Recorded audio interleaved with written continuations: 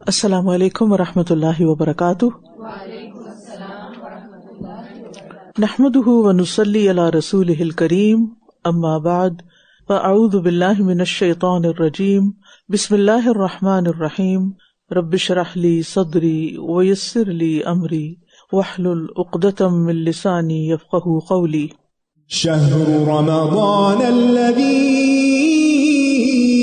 انزل فیہ القرآن هدى للناس وبینات من الهدى والفرقان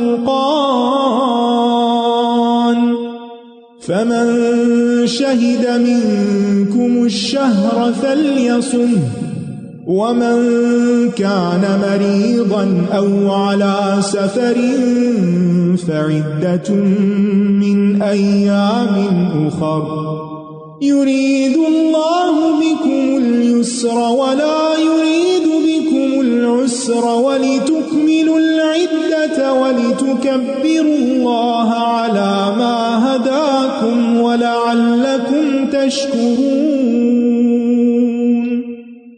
رمضان کے بارے میں اللہ سبحانہ وتعالیٰ فرماتے ہیں کہ ایام معدودات، کہ گنتی کے چند دن ہیں، اور ہم دیکھ رہے ہیں کہ ایک ایک دن گزرنے کے بعد اب ہم نصف رمضان سے آگے گزر چکے ہیں۔ جب بھی کوئی ایک خاص مقام تک انسان پہنچے، چاہے زندگی کے یا کسی بھی کام کے، تو رک کر ضرور سوچنا چاہیے کہ اس کی رفتار کیسی ہے، کیا وہ رفتار مطلوبہ ہے یا پھر اس میں ابھی کچھ کمی ہے، کیا اس نے اپنا گول جو رکھا ہوا ہے اس رمضان میں اچیو کرنے کا وہ اچیو ہو جائے گا یا پھر اس کے لیے مزید کوشش کی ضرورت ہے۔ امام ابن الجوزی رحمہ اللہ فرماتے ہیں، اے لوگو تمہارا مہینہ آدھا گزر گیا، تو کیا تم میں سے کسی نے اپنے نفس کو کچل کر تابع فرمان بنا لیا؟ یعنی تم اپنے نفس پہ کنٹرول پا چکے ہو؟ کیا تم نے ان باتوں پر عمل کیا ہے جو تمہیں پہنچی، یعنی جو تم نے اس رمضان میں علم حاصل کیا، جانا؟ کیا تمہیں اعلیٰ منازل کو پانے کا کوئی شوق پیدا ہوا، یعنی زندگی میں جو کچھ کر رہے ہو کیا اس سے آگے بڑھنے کا بھی کچھ شوق پیدا ہوا؟ ان ایام میں نیکیاں کرنے والے اپنے کام جاری رکھو، اور ان ایام میں برائیاں کرنے والے اپنے آپ کو ڈانٹ ڈپٹ اور ملامت کرو۔ اگر اس مہینے میں بھی خسارہ ہی اٹھانا ہے تو نفع کب کماؤ گے؟ اگر اب بھی نقصانات کو خیر آباد کہہ کر فوائد کی طرف رخت سفر نہیں باندھو گے تو کب باندھو گے؟ یعنی اگر اب بھی اپنا رخ درست نہیں کرو گے تو کب کرو گے؟ آپ جانتے ہیں کہ جب رمضان شروع ہوتا ہے تو اس موقع پر پہلی ہی رات سرکش شیاطین کو، جنات کو قید کر دیا جاتا ہے، دوزخ کے دروازے بند کر دیے جاتے ہیں اور ایک دروازہ بھی کھلا نہیں رکھا جاتا، اور جنت کے دروازے کھول دیے جاتے ہیں اور ایک دروازہ بھی بند نہیں ہوتا، اور پکارنے والا پکارتا ہے، اے خیر کے طالب آگے بڑھ، اور اے شر کے طالب رک جا۔ اور اللہ تعالیٰ بہت سو کو آگ سے آزاد فرماتے ہیں، اور ایسا رمضان کی ہر رات میں ہوتا ہے۔ تو ہمیں بھی سوچنا چاہیے کہ کیا ہم خیر میں آگے بڑھ رہے ہیں، ہماری دوڑ اور تیز ہو گئی ہے، یا پھر ہم ابھی تک سست رفتار ہیں؟ کیونکہ دنیا میں نیکیوں کی طرف سبقت لے جانے والا، بھاگنے والا، دوڑنے والا، آخرت میں بھی جنت کی طرف سبقت لے جائے گا، ان لوگوں میں شامل ہو جائے گا جو جنت میں پہلے داخل ہوں گے۔ تو فَفِرُّوا إِلَى اللَّهِ، اللہ کی طرف دوڑو، فَاسْتَبِقُوا الْخَيْرَاتِ، نیکیوں میں ایک دوسرے سے سبقت لے جاؤ۔ تو اللہ تعالیٰ سے دعا ہے کہ اللہ تعالیٰ ہمیں اس کی توفیق عطا فرمائے، اور ہم جو کچھ کر رہے ہیں آئندہ دنوں میں اس سے بھی بہتر کرنے کے قابل ہو جائیں، اللہ کی مدد اور توفیق کے ساتھ۔ قرآن مجید کی تلاوت سنتے وقت، معنی سمجھتے وقت اپنی نیت کی تجدید کر لیں، اللہ تعالیٰ ہم سے راضی ہو جائے، ہمیں اس کتاب سے ہدایت عطا فرمائے، اس کے ذریعے ہم پر رحمت فرمائے، ہمیں برکت سے نوازے، اور ہم دعا کریں کہ اے اللہ ہمیں ایسا ایمان عطا کر کہ جو کبھی نہ پلٹے۔ اللہم انی اسألک ایمانا لا یرتد، اور ایسی نعمت عطا کرے کہ جو کبھی ختم نہ ہو، اور نبی صلی اللہ علیہ وسلم کی رفاقت جنت کے اعلیٰ بالا خانوں میں یعنی جنت الخلد میں عطا فرمائے۔ سورۃ الاسراء، اس کو سورۃ بنی اسرائیل بھی کہا جاتا ہے، مکی سورت ہے، اس کی 111 آیات ہیں، ترتیب کے اعتبار سے 17 نمبر سورت ہے، نزول کے اعتبار سے 50 نمبر ہے۔ الاسراء اس لیے کہا جاتا ہے کیونکہ اس میں نبی صلی اللہ علیہ وسلم کے اسراء کا ذکر کیا گیا ہے جو مسجد حرام سے بیت المقدس تک کا سفر ہے، اور بنی اسرائیل کیونکہ اس میں بنی اسرائیل کے حالات کا ذکر ہے۔ اس میں قرآن کے اعجاز پر مشتمل 5 چیلنجز میں سے ایک کا ذکر ہے۔ یہ وہ سورت ہے جس میں سب سے زیادہ لفظ القرآن آیا ہے، جو 11 مرتبہ دہرایا گیا ہے۔ یہ تسبیحات پر مشتمل صورتوں میں سے پہلی صورت ہے، اور اس میں تنبیہ، تفہیم، تعلیم تینوں ہی مناسب انداز سے جمع کر دی گئی ہیں۔ آغاز بھی تسبیح سے ہوتا ہے، اختتام بھی اللہ کی حمد پر ہوتا ہے۔ اس میں نبی صلی اللہ علیہ وسلم کی رسالت کی تکمیل بیان کی گئی ہے۔ اس میں موجودہ دور اور مستقبل میں رسالت کی جو بشارتیں ہیں اور مضامین، ان کا ذکر ہے۔ عبداللہ بن مسعود نے سورۃ بنی اسرائیل، سورۃ کہف اور مریم کے متعلق فرمایا، یہ پہلی قدیم صورتوں میں سے ہیں اور یہ میرے قدیم مال میں سے ہے۔ یعنی وہ صورتوں کو یاد کرنا اور پڑھنا ایسے سمجھتے تھے جیسے ان کو کوئی مال ملا ہو۔ رسول اللہ صلی اللہ علیہ وسلم ہر رات سورۃ بنی اسرائیل اور سورۃ زمر پڑھا کرتے تھے۔ بسم اللہ الرحمن الرحیم۔ سبحان الذی اسرى بعبده ليلا من المسجد الحرام إلى المسجد الأقصى الذي باركنا حوله لنريه من آياتنا إنه هو السميع البصير وآتينا موسى الكتاب وجعلناه هدى لبني إسرائيل ألا تتخذوا من دوني وكيلا ذرية من حملنا مع نوح إنه كان عبدا شكورا وقضينا إلى بني إسرائيل في الكتاب لتفسدن في الأرض مرتين ولتعلن علوا كبيرا فإذا جاء وعد أولاهما بعثنا عليكم عبادا لنا أولي بأس شديد فجاسوا خلال الديار وكان وعدا مفعولا ثم رددنا لكم الكرة عليهم وأمددناكم بأموال وبنين وجعلناكم أكثر نفيرا إن أحسنتم أحسنتم لأنفسكم وإن أسأتم فلها فإذا جاء وعد الآخرة ليسوءوا وجوهكم وليدخلوا المسجد كما دخلوه أول مرة وليتبروا ما علوا تتبيرا عسى ربكم أن يرحمكم وَإِنْ عُدْتُمْ عُدْنَا وَجَعَلْنَا جَهَنَّمَ لِلْكَافِرِينَ حَصِيرًا إِنَّ هَذَا الْقُرْآنَ يَهْدِي لِلَّتِي هِيَ أَقْوَمُ وَيُبَشِّرُ الْمُؤْمِنِينَ الَّذِينَ يَعْمَلُونَ الصَّالِحَاتِ أَنَّ لَهُمْ أَجْرًا كَبِيرًا وَأَنَّ الَّذِينَ لَا يُؤْمِنُونَ بِالْآخِرَةِ أَعْتَدْنَا لَهُمْ عَذَابًا أَلِيمًا۔ پاک ہے وہ جو اپنے بندے کو رات کے ایک حصے میں مسجد حرام سے مسجد اقصی تک لے گیا، جس کے گرد و نواح کو ہم نے بہت برکت دی ہے، تاکہ ہم اسے اپنی کچھ نشانیاں دکھائیں۔ بے شک وہ خوب سننے والا، خوب دیکھنے والا ہے۔ آیت کا آغاز اللہ کی تسبیح سے ہو رہا ہے، یعنی یہ کلام اس رب کا ہے جس میں کسی قسم کا کوئی نقص نہیں، وہ ہر طرح کے عیب سے پاک ہے، اس کی قدرت بے حد عظیم ہے، اور جس نبی کا ذکر کیا جا رہا ہے ان کا مقام بھی بہت بلند ہے۔ تو بندے اور رب کی ملاقات کے وقت تسبیح والی فضا قائم ہوتی ہے، اور تسبیح کرنا ایک مناسب عمل ہے۔ نبی صلی اللہ علیہ وسلم کو عروج دے کر، بلند درجات میں لے جا کر سب سے خوبصورت خطاب عبد کا دیا گیا کہ آپ بندے ہیں، اور یہ بھی عبدی ہی محبت اور تعلق کو ظاہر کرنے والا لفظ ہے کہ اللہ سبحانہ تعالیٰ نبی صلی اللہ علیہ وسلم سے محبت کرتے ہیں. مالک، خالق، رب تو صرف وہی ہے، باقی سب بندے ہیں، خواہ وہ رسول اللہ صلی اللہ علیہ وسلم ہی کیوں نہ ہو.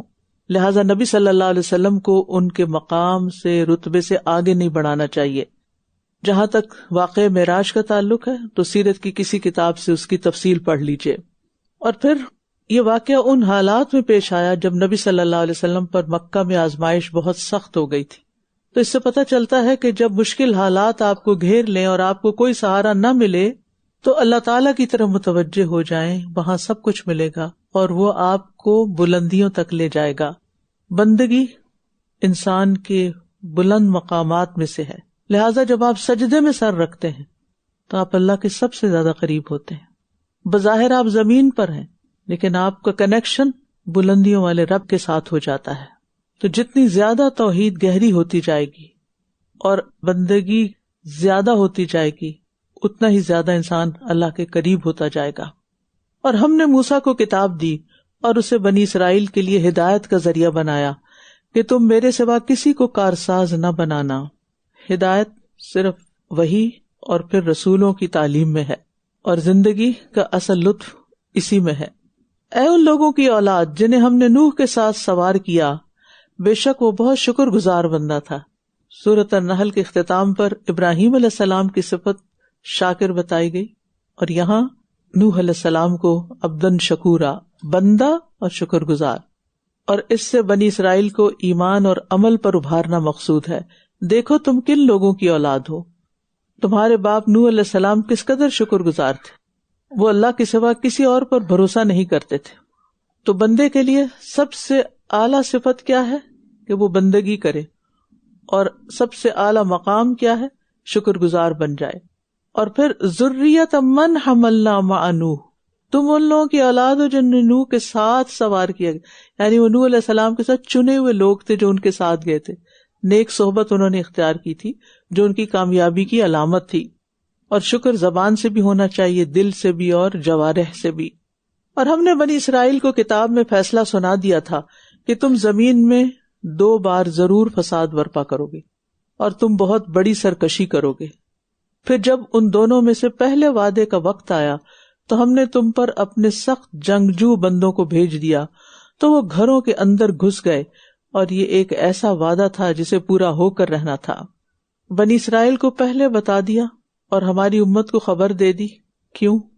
اس لیے تاکہ وہ اس سے بچنے کی پوری جدوجہد کرے. اور یہ سب فساد اور سرکشی کا نتیجہ ہوتا ہے، اور اللہ کے جو فیصلے ہوتے ہیں وہ پورے ہو کر رہتے ہیں، ان پر ایمان لانا واجب ہے. اب تاریخ میں کئی ایک واقعات کو اس کی طرف منسوب کیا جاتا ہے. بہرحال بنی اسرائیل پر کئی بار ایسی آزمائشیں آئیں. پھر ہم نے تمہیں ان پر دوبارہ غلبہ دے کر مال اور بیٹوں کے ساتھ تمہاری مدد کی، اور ہم نے تمہیں تعداد میں زیادہ کر دیا. یعنی جب کوئی فساد کرتا ہے تو انجام کیا ہوتا ہے، اور جب کوئی نیکی کی طرف پلٹتا ہے تو اللہ تعالیٰ اس کو غلبہ دیتا ہے، جبکہ سرکشی کی سزا بھی دیتا ہے. انسان کو کتنے بھی بڑے نقصان سے دوچار ہونا پڑے، اس کے گھروں کو گرا دیا جائے، اس کے ملک کو تباہ کر دیا جائے، کچھ بھی ہو، لیکن پھر بھی آگے بڑھنے اور کھوئی ہوئی چیزوں کو پانے کے مواقع ہمیشہ ملتے رہتے ہیں. اگر تم نے اچھا کیا تو اپنی ہی جانوں کے لیے اچھا کیا، اور اگر تم نے برا کیا تو اپنے لیے ہی کیا. پھر جب آخری بار کا وعدہ آ گیا تو ہم نے دشمن بھیجے تاکہ وہ تمہارے چہرے بگاڑ دیں، اور تاکہ وہ اسی طرح مسجد میں داخل ہو جائیں جیسا کہ وہ اس میں پہلی بار داخل ہوئے تھے، اور تاکہ وہ جس چیز پر غلبہ پائیں اسے بری طرح تباہ کر دیں. آخری بار کا وعدہ آ گیا. مکافات عمل ایک اساسی قاعدہ ہے جو دنیا اور آخرت میں لاگو ہوتا ہے. ان احسنتم احسنتم لانفسکم وان اسأتم فلہا. نتیجہ عمل سے پیدا ہوتا ہے، یعنی عمل اور جزا لازم و ملزوم ہوتا ہے. ہر ایکشن کا ایک ری ایکشن ہوتا ہے. جب انسان کو کسی برے عمل کا نتیجہ ملے تو پھر اس کو شکوہ نہیں کرنا چاہیے، خوش نصیبی اس بات میں ہے کہ انسان نیکی کر کے بھول جائے لیکن غلطیوں کو سامنے رکھے اور ان پر توبہ کرتا رہے، جبکہ بدبختی کیا ہے کہ انسان اپنی نیکیوں کے زوم میں ہو اور نیکیوں کو ہائی لائٹ کرے اور برائیوں کو بھول جائے۔ محسنین سے اللہ محبت کرتا ہے، لیکن محسنین بھی احسان اپنے ساتھ ہی کرتے ہیں، کسی پر نہیں۔ کسی پر احسان کا مطلب ہے دراصل خود پر احسان کرنا۔ ہماری محنت، مشقت، قربانی سب ہمارے اپنے لیے ہوتی ہے، چاہے اس کا فائدہ کوئی اور اٹھا رہا ہو، اصل فائدہ ہمیں پہنچتا ہے۔ اور نیکی اور بدی کے اثرات بھی ہوتے ہیں، اچھے کاموں سے اچھے نتیجے نکلتے ہیں اور برے کاموں سے برے۔ نافرمانی کرنے کے اثرات انسان کی ذات پر بھی پڑتے ہیں۔ عام طور پر ہوتا ہی ہے کہ انسان کسی مشکل میں پھنستا ہے، اللہ سے دعا کرتا ہے، کوئی نیکی کے کام کرتا ہے، اس سے نکلتا ہے، پھر کچھ دن ٹھیک رہتا ہے، پھر دوبارہ وہی کام کرنا شروع کر دیتا ہے، اسی عادت میں مبتلا ہو جاتا ہے۔ فَإِذَا جَاءَ وَعْدُ الْآخِرَةِ لِيَسُوءُ وُجُوهَكُمْ وَلِيَدْخُلُوا الْمَسْجِدَ كَمَا دَخَلُوهُ أَوَّلَ مَرَّةٍ۔ دوبارہ کیوں پھر ایسے ہوا ان کے ساتھ؟ کیونکہ انہوں نے پھر وہی کام شروع کر دیے۔ امید ہے کہ تمہارا رب تم پر رحم فرما دے، اور اگر تم پھر بگاڑ کی طرف لوٹے تو ہم بھی سزا دینے کے لیے لوٹیں گے، اور ہم نے جہنم کو کافروں کے لیے قید خانہ بنایا، جیل ہے وہ۔ یعنی جب بھی کوئی قوم فساد کرے گی تو اللہ دوسروں کو ان پر مسلط کر دے گا، اور جو اللہ کے بندے بن کر رہیں گے اللہ تعالیٰ خود ان کی مدد فرمائے گا۔ اور یہ بھی یاد رکھیے کہ ایک ہی نافرمانی کو جب بار بار دہرایا جاتا ہے تو سزا پہلے سے زیادہ سخت بھی ہو جاتی ہے۔ بے شک یہ قرآن ایسی راہ دکھاتا ہے جو سب سے زیادہ سیدھی ہے، اقوم، اور ان مومنوں کو جنہوں نے نیک عمل کیے خوشخبری دیتا ہے کہ ان کے لیے بہت بڑا اجر ہے۔ یعنی ایمان اور عمل صالح سے انسان کو بشارت ملتی ہے، اور اس کے برعکس کام کرنے والوں کے لیے انذار ہے، ڈراوا ہے۔ یہ کتاب سب سے زیادہ عدل والی اور سب سے زیادہ سیدھے رستے کی طرف ہدایت دینے والی، اخلاق کی طرف رہنمائی کرنے والی کتاب ہے۔ ہم سب کو اپنے آپ کو قرآن پر پیش کرنا چاہیے کہ ہم کس مقام پر ہیں، اپنا محاسبہ قرآن کے مطابق کرنا چاہیے، اور قرآن مجید سے صرف تعلق نہیں، مخلصانہ تعلق، کہ ایک ایک آیت پڑھ کر اپنے آپ کو پہچاننے کی ضرورت ہوتی ہے، خود کو پہچانے۔ اس کتاب میں پائی جانے والی ہر ہدایت دنیا اور آخرت کی بھلائی کی طرف رہنمائی کرتی ہے، لہذا ہدایت پانے کے لیے قرآن کو بار بار پڑھنا چاہیے، اس پر تدبر کرنا چاہیے۔ قرآن صرف آخرت کے بارے میں ہی راستہ نہیں دکھاتا، دنیا سے متعلق معاملات کے متعلق بھی ہمیں درست راستے پر لے جاتا ہے، لہذا روزانہ کی بنیاد پر قرآن سے تعلق رکھنا چاہیے، قرآن سیکھتے رہنا چاہیے۔ یعنی ہماری زندگی میں کوئی ایک دن بھی ایسا نہ آئے کہ اس میں ہم قرآن سے دور ہوں، اگر حالات شدید ہو جائیں تو بھی کچھ نہ کچھ وقت اس کو ضرور دیں، اور خاص طور پر جب بے چینی محسوس کریں تو سیدھے قرآن کے پاس جائیں، قرآن کھول لیں، وہیں سے جواب مل جائے گا، کوئی خوشخبری مل جائے گی۔ اور یہ کہ وہ لوگ جو آخرت پر ایمان نہیں لاتے، ہم نے ان کے لیے دردناک عذاب تیار کر رکھا ہے۔ جو قرآن سے راہ راست پر نہ آئے تو پھر وہ سزا کے لیے تیار رہے۔ وَيَدْعُ الْإِنسَانُ بِالشَّرِّ دُعَاءَهُ بِالْخَيْرِ وَكَانَ الْإِنسَانُ عَجُولًا وَجَعَلْنَا اللَّيْلَ وَالنَّهَارَ آيَتَيْنِ فَمَحَوْنَا آيَةَ اللَّيْلِ وَجَعَلْنَا آيَةَ النَّهَارِ مُبْصِرَةً لِتَبْتَغُوا فَضْلًا مِّن رَّبِّكُمْ وَلِتَعْلَمُوا عَدَدَ السِّنِينَ وَالْحِسَابَ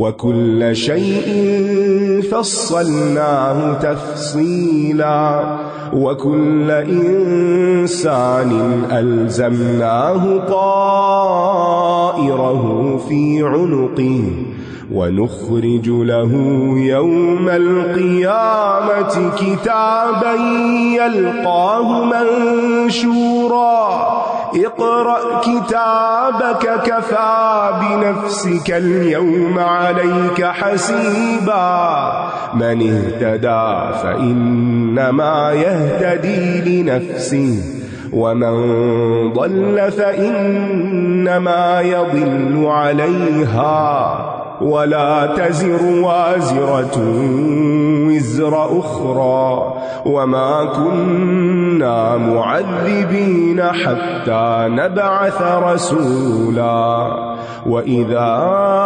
أردنا أن نهلك قرية أمرنا متر فيها ففسقوا فيها فحق عليها القول فدمرناها تدميرا وكم أهلكنا من القرون من بعد نوح وكفى بربك بذنوب عباده خبيرا بصيرا من كان يريد العاجلة عجلنا له فيها ما نشاء لمن نريد ثم جعلنا له جهنم يصلاها مذموما مدحورا ومن أراد الآخرة وسعى لها سعيها وهو مؤمن فأولئك كان سعيهم مشكورا كلا نمد هؤلاء وهؤلاء من عطاء ربك وما كان عطاء ربك محظورا انظر كيف فضلنا بعضهم على بعض وللآخرة أكبر درجات وأكبر تفضيلا لا تجعل مع الله إلها آخر فتقعد مذموما مخذولا۔ اور انسان برائی کی دعا اسی طرح کرتا ہے جیسے وہ بھلائی کی دعا کرتا ہے، اور انسان بہت جلد باز ہے۔ پھر عجلت کی مذمت کی جا رہی ہے جو نہ صرف یہ کہ انسان کے اندر بگاڑ کا سبب بنتی ہے بلکہ معاشرے میں بھی فساد کا باعث بنتی ہے۔ مثلاً آپ کوئی چیز دیکھتے ہیں فوراً تبصرہ کر دیتے ہیں بغیر اس کی حقیقت جانے، اس کی تہہ تک پہنچے، اور آپ ایسی بات کرتے ہیں جو بالکل ناحق ناروا ہوتی ہے، تو آپ نے کیا کمایا اپنے لیے؟ یعنی کسی چیز کی حقیقت جانے بغیر اس کے بارے میں کوئی فیصلہ کر دینا، ججمنٹل ہو جانا، یہ سمجھداری کی علامت نہیں ہوتی۔ لیکن ہم ایسا کیوں کر جاتے ہیں؟ فوراً تبصرہ شروع کر دیتے ہیں بات سمجھے بغیر ہی، کیونکہ ہم جلد باز ہوتے ہیں۔ اسی طرح بعض اوقات جلد بازی میں ایسی دعائیں کر جاتے ہیں جو بعد میں ان پہ بڑا ہی پچھتاتے ہیں، اور وہ دعا بھلائی کی نہیں ہوتی بلکہ برائی کی یا بد دعا ہوتی ہے۔ تو اس لیے جلد بازی سے پرہیز کرنے کی ضرورت ہے۔ کسی کی تعریف کرنے میں اور کسی پہ تنقید کرنے میں بھی جلد بازی سے کام نہیں لینا چاہیے۔ اسی طرح بد دعائیں دینے میں بھی جلدی نہیں کرنا چاہیے، کیونکہ بعض اوقات غصے میں یا اکتاہٹ میں مانگی گئی دعائیں بد دعا ہی ہوتی ہیں۔ اللہ کرے میں ماری جاؤں، اللہ کرے تمہارا بیڑا غرق ہو جائے، تمہارا کھانا خراب ہو، وغیرہ وغیرہ۔ یہ کتنے عام جملے جو سننے میں آتے ہیں۔ اس کے بجائے کیا کہنا چاہیے کہ اللہ مجھے ایمان والی زندگی دے، صبر والی دے، ہمیں بخش دے، ہماری حفاظت فرما۔ اور یہ اللہ تعالیٰ کا بڑا لطف و کرم ہے کہ وہ اس دعا کو ہمارے حق میں قبول نہیں کرتا اور ہمیں معاف کر دیتا ہے، کیونکہ اللہ کو پتا ہے وَكَانَ الْإِنسَانُ عَجُولًا۔ تو نہ اپنے خلاف دعا کریں، یعنی بد دعا نہ خود کو دیں، کیونکہ فرشتے اس پر آمین کہہ دیتے ہیں پھر، اور نہ ہی کسی اور کے حق میں بد دعا کریں، خصوصاً اپنی اولاد کے بارے میں، کیونکہ ان کو اگر کوئی تکلیف پہنچی تو سب سے زیادہ تکلیف خود آپ کو پہنچے گی۔ اور ہم نے رات اور دن کو 2 نشانیاں بنایا، پھر ہم نے رات کی نشانی کو مٹا دیا، یعنی اندھیرا بنایا، اور دن کی نشانی کو روشن کیا تاکہ تم اپنے رب کا فضل تلاش کر سکو، کام کاج کر سکو، اور تاکہ تم سالوں کی گنتی اور حساب جان سکو۔ اور ہر چیز کو ہم نے کھول کھول کر تفصیل سے بیان کیا ہے، یعنی قرآن میں ہر وہ چیز ہے، اس کی تفصیل ہے جس میں دنیا اور آخرت کی بھلائی ہے۔ اور دن اور رات کی اس تبدیلی میں اللہ تعالیٰ کی وحدانیت کی اور اللہ تعالیٰ کے کمال کی بہت بڑی نشانی ہے۔ اور کہاں سے آتی ہے یہ رات اور کہاں چلی جاتی ہے؟ ہمیں تو دنیا کے گلوب میں صرف گھومتی ہوئی نظر آ رہی ہے نا، لیکن کون انیشیٹ کرتا ہے؟ یہ تو صرف اللہ ہی جانتا ہے کہ یہ سب ہو کیسے رہا ہے. تو ان دونوں میں نشانی ہے، دن کی روشنی میں بھی اور رات کے اندھیرے میں بھی، اور ان کے اپنے اپنے کام ہیں، لہٰذا فطرت کی اس ترتیب کو نہ الٹے. اور ہم نے ہر انسان کا شگون اس کی گردن میں لٹکا دیا ہے، اور ہم قیامت کے دن اس کے لیے ایک کتاب نکالیں گے جسے وہ کھلا ہوا پائے گا. اس سے مراد انسان کا نامہ اعمال ہے، بک آف ڈیڈس، اور وہاں پر لکھی ہوئی نیکیاں اور بدیاں انسان کے سامنے آ جائیں گی کھلی کتاب کی طرح. اب پڑھو اپنی کتاب، آج کے دن تم خود ہی اپنا حساب لینے کے لیے کافی ہو. تو پھر آج ایسے عمل کریں نا اس دنیا میں کہ کل ان کو پڑھ کے خوش ہوں. ایئر 2000 میں چھپنے والی ایک اخبار پہ ایک فیچر تھا جو میرے بارے میں لکھا تھا جب میں کراچی گئی تھی. تو اتنے سال کے بعد، تقریباً سمجھے 25 سال کے بعد جب میں نے اس کو دوبارہ دیکھا تو مجھے اتنی حیرانی ہوئی کہ اچھا یہ باتیں میں نے کہی تھی. کوئی انٹرویو کرتا ہے نا تو کچھ چیزیں پوچھتے ہیں تو آپ خود بھی کہہ کے بھولے ہوئے ہوتے ہیں. تو ہمیں بعض اوقات اپنی میموریز کتنی اچھی لگتی ہیں اگر وہ اچھی ہوں تو، اور بری میموریز تو ہانٹ کرتی ہیں جہاں کہیں فساد گڑبڑ کوئی نقصان ہوا ہو. تو اس ایکسپیرینس سے ہی آپ سیکھیں کہ آج جو کچھ ہم کر رہے ہیں نا یہ ہماری میموری ہے آخرت کے لیے، اور آخرت میں جا کر ان دنوں کو یاد کریں گے. اچھا اس وقت میں ہم نے یہ کیا تھا، ایسا کیا تھا، ویسا کیا تھا، کیونکہ جو کچھ ہم کرتے ہیں ہر روز ایک کتاب میں لکھا جا رہا ہے. اور پھر یہ کہ اللہ تعالیٰ کا انتہا درجے کا عدل و انصاف ہے کہ انسان کو خود پڑھنے کے لیے دے دے گا کہ یہ لو پڑھو اپنی کتاب، خود پڑھ لو، خود فیصلہ کر لو کہ تمہارے ساتھ کیا سلوک ہونا چاہیے. تو یہ ایسی کتاب ہے جس کا قلم ہماری زبان ہے اور ہمارے اعضاء اس کا کاغذ ہے، اور جو کچھ ہم بولتے ہیں ہمارے جسم پر بھی اس کے اثرات ہو رہے ہیں، اور اعمال نامہ بھی تیار ہو رہا ہے. جو ہدایت پالے تو بے شک وہ اپنے ہی لیے ہدایت پاتا ہے، اور جو گمراہ ہوا تو بے شک وہ خود کو نقصان دینے کے لیے ہی گمراہ ہوتا ہے. اور کوئی بوجھ اٹھانے والا کسی دوسرے کا بوجھ نہ اٹھائے گا، اور ہم کسی کو عذاب دینے والے نہیں جب تک کہ ہم کوئی رسول نہ بھیج دیں. یعنی ہر شخص اپنے عمل کا خود ذمہ دار ہے، یعنی ہر انسان اپنے کیے کا خود ہی خمیازہ بھگتے گا. باز پرس ہر ایک سے فردن فردن ہوگی، کوئی اپنے اعمال کی ذمہ داری دوسرے پہ نہیں ڈال سکے گا. لہذا کرنے کا کام یہ ہے کہ انسان اپنے عمل اور کردار پر نظر رکھے. اور پھر یہ اللہ کا طریقہ ہے کہ وہ حجت پوری کرنے سے پہلے کسی کو عذاب نہیں دیتا، حتیٰ نبعث رسولا. اور جب ہم کسی بستی کو ہلاک کرنے کا ارادہ کر لیتے ہیں تو اس کے خوشحال لوگوں کو حکم دیتے ہیں، پھر وہ اس میں نافرمانی کرنے لگتے ہیں تو اس پر عذاب کی بات ثابت ہو جاتی ہے، پھر ہم اس کو پوری طرح تباہ کر دیتے ہیں. اس سے پتہ چلتا ہے کہ عموماً بستیوں کی تباہی اور بربادی کا سبب ایلیٹ کلاس ہوتی ہے، کیونکہ وہ ٹرینڈ سیٹر ہوتی ہے. وہ فساد کرتے ہیں تو دوسرے آنکھیں بند کر کے ان کے پیچھے چل پڑتے ہیں، اور یوں پوری قوم کی شامت آ جاتی ہے. یعنی جب فسق و فجور عام ہو جائے اور لوگ امر بالمعروف اور نہی عن المنکر چھوڑ دیں تو پھر تباہی آ جاتی ہے. یہاں پر مال و دولت کی کثرت کی بات کی گئی، تو مال و دولت کی کثرت حرام نہیں ہے، اس کا استعمال یا عیش و عشرت میں پڑھ کے اللہ کو بھول جانا غلط ہے. اور نوح کے بعد ہم نے کتنی ہی بستیاں ہلاک کر دی، اور کافی ہے آپ کا رب اپنے بندوں کے گناہوں کی خوب خبر رکھنے والا، خوب دیکھنے والا. تو تمام بندوں اور امت کے لیے ایک تنبیہ ہے، جو کوئی جلد ملنے والی دنیا چاہتا ہے تو ہم جس کے لیے جتنا چاہتے ہیں اسے اس میں جلد ہی دے دیتے ہیں، پھر ہم اس کے لیے جہنم کو ٹھکانہ بنا دیتے ہیں جس میں وہ جلے گا، بہت مذمت کیا ہوا، رحمت سے دور کیا ہوا. یعنی دنیا میں انسان کو وہی ملتا ہے جو اللہ نے مقدر میں لکھا ہو، لہٰذا اگر زیادہ ملا ہے تو اترانے کی ضرورت نہیں، اگر کم ملا ہے تو پریشان ہونے کی ضرورت نہیں. اور پھر یہ ہے کہ نیکی اور بھلائی کے کاموں میں صرف دنیا میں جزا لینا پسند نہ کریں بلکہ اس کو آخرت کے لیے بھی جمع رکھیں، ورنہ وہ آخرت میں کوئی فائدہ نہ دیں گی. اور جس نے آخرت چاہی اور اس کے لیے کوشش کی جیسی کوشش کرنی چاہیے جبکہ وہ مومن ہو، تو یہی لوگ ہیں جن کی کوشش قابل قدر ہے. تو گویا ایمان کے ساتھ عمل صالح کے ذریعے تصدیق کرنا ضروری ہے.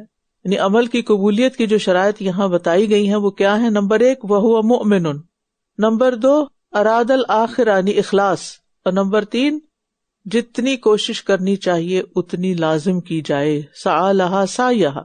اور سعیہا سے مراد صرف مطلوبہ کوشش ہی نہیں، درست کوشش جیسی مطلوب ہے وہاں کے لیے. تو گویا جنت میں پہنچنے کے لیے عمل ضروری ہے، محض خواہشات کافی نہیں. تو ہم سب کو اپنے اندر فکر آخرت پیدا کرنے کی ضرورت ہے. اس کے لیے موت کو کثرت سے یاد کرنا چاہیے، کبھی کبھی قبرستان بھی جانا چاہیے، اگر نہیں جا سکتے تو امیجن کرنا چاہیے کہ آج زمین کے اوپر ہوں، کل اسی کے اندر ہوں گی، زمین پہ چلتے ہوئے یا بیٹھے ہوئے۔ آخرت کی یاد بھلانے میں گناہ اور عیش و عشرت بہت نقصان دہ ہوتی ہے، لہٰذا اس پر نظر رکھنی چاہیے۔ اور سب سے بڑی بات پھر وہی کہ قرآن کے ساتھ ایسا تعلق ہو کہ جو ہمیں آخرت کی یاد دلاتا رہے۔ ہم آپ کے رب کی عطا میں سے ہر ایک کو مدد دیتے ہیں، انہیں بھی اور انہیں بھی، اور آپ کے رب کی عطا کسی سے روکی نہیں جاتی، یعنی دنیاوی مال و دولت دنیا کے طالب کو بھی ملتی ہے اور آخرت کے طالب کو بھی ملتی ہے۔ دنیا دار الجزا نہیں، اگر کسی کو ملتی ہے اس کے گناہوں کے باوجود تو تعجب نہیں ہونا چاہیے، یہ اس کے لیے امتحان ہے، کیونکہ اللہ تعالیٰ فرما رہے ہیں کہ ہم ان کو بھی دیتے ہیں، ان کو بھی دیتے ہیں، نیکوں کو بھی دیتے ہیں، بروں کو بھی دیتے ہیں، یہ اللہ کا قاعدہ ہے۔ لہٰذا اگر برے کو کچھ مل رہا ہے تو سمجھے کہ یہ اللہ اپنے طریقے پر دے رہا ہے، آخرت میں کچھ نہیں اس کے لیے۔ یعنی کسی بھی کفر کرنے والے، فسق کرنے والے، نافرمانیاں کرنے والے کو اگر بہت کچھ مل رہا ہے دنیا میں سے تو یہ کوئی بڑی بات نہیں، کیونکہ اللہ کے نزدیک دنیا کی کوئی قدر و قیمت نہیں، مچھر کے پر کے برابر نہیں۔ لہٰذا اگر کسی کو ڈھیر سارے مچھر کے پر مل جاتے ہیں تو کوئی بڑی بات نہیں۔ دیکھو کس طرح ہم نے ان میں سے ایک کو دوسرے پر فضیلت دی ہے، اور یقیناً آخرت درجات کے اعتبار سے بہت بڑی ہے اور فضیلت میں بھی بڑھ کر ہے۔ اب یہ فضیلت مال میں بھی ہو سکتی ہے اور اس کے ساتھ ساتھ سیرت و کردار کے اعتبار سے بھی ہو سکتی ہے۔ دنیا کے طالب مال و دولت کے لحاظ سے فضیلت کو اہمیت دیتے ہیں، قیمتی سمجھتے ہیں۔ آخرت کے طلبگار نیکی کی توفیق اور ایمان میں اضافے کو فضیلت کی بات سمجھتے ہیں۔ بہرحال اصل فضیلت وہی ہے جو انسان کی سیرت و کردار کے اعتبار سے ہو، یعنی اگر کسی کا اخلاق دوسرے کے مقابلے میں اچھا ہے تو واقعی وہ دوسرے سے بہتر ہے۔ کسی کو نیکی کرنے کی توفیق ملی ہے تو وہ دوسرے سے بہتر ہے جو نہیں کر رہا۔ اور جنت میں فضیلتوں کے فرق کی وجہ سے درجات میں بھی فرق ہوگا۔ اور ویسے بھی آپ دیکھیں کہ دنیا کی نعمتوں اور آخرت کی لذتوں کا تو کوئی کمپیریزن ہی نہیں، کوئی مقابلہ ہی نہیں۔ تم اللہ کے ساتھ کوئی دوسرا معبود نہ بناؤ ورنہ تم مذمت زدہ بے یار و مددگار بیٹھ رہو گے، کیونکہ اللہ کے سوا کوئی ہماری مدد کر بھی نہیں سکتا۔ کہا اگر کسی اور کو پکارا تو بے یار و مددگار ہوگی، نہیں کوئی کام نہیں آئے گا، کسی نے نہیں پہنچنا۔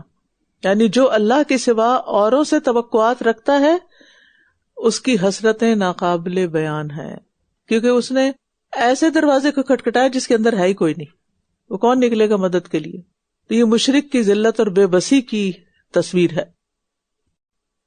وَقَضَى رَبُّكَ أَلَّا تَعْبُدُوا إِلَّا إِيَّاهُ وَبِالْوَالِدَيْنِ إِحْسَانًا إِمَّا يَبْلُغَنَّ عِندَكَ الْكِبَرَ أَحَدُهُمَا أَوْ كِلَاهُمَا فَلَا تَقُل لَّهُمَا أُفٍّ وَلَا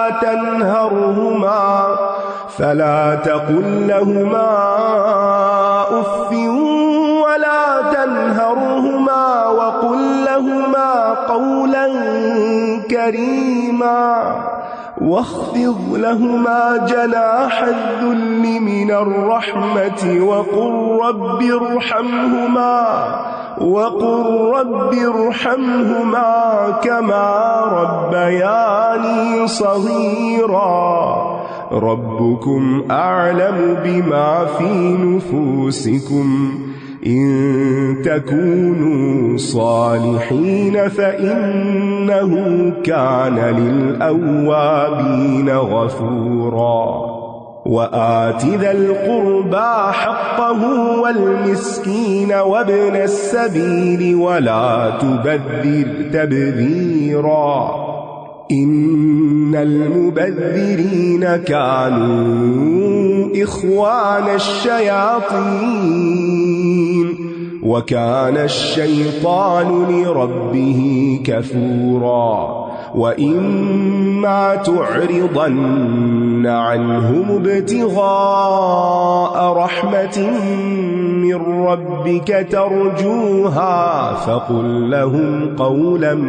ميسورا ولا تجعل يدك مغلولة إلى عنقك ولا تبسطها كل البسط فتقعد ملوما محسورا إن ربك يبسط الرزق لمن يشاء ويقدر إنه كان بعباده خبيرا بصيرا۔